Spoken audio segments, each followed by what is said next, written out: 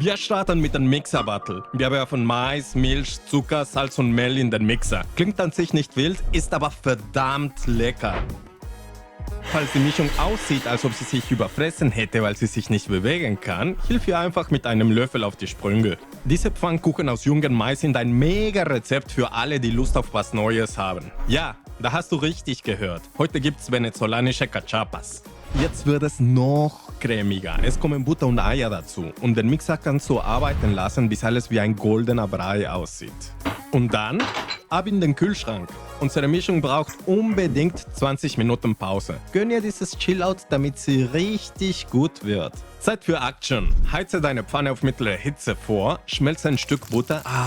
Das klingt wie Musik in meinen Ohren. Und dann kommt unsere Mischung rein.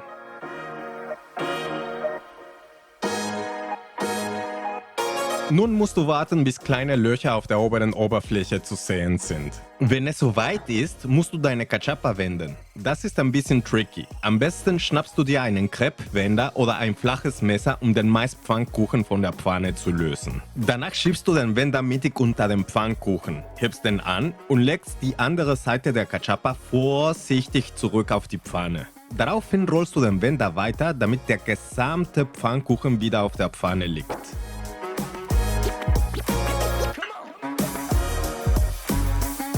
Jetzt streichst du Butter oben drauf und schüttest eine Lawine Mozzarella drüber. Falte danach die Cachapa vorsichtig zusammen. Danach schnell zum Tisch, bevor sie abkühlen.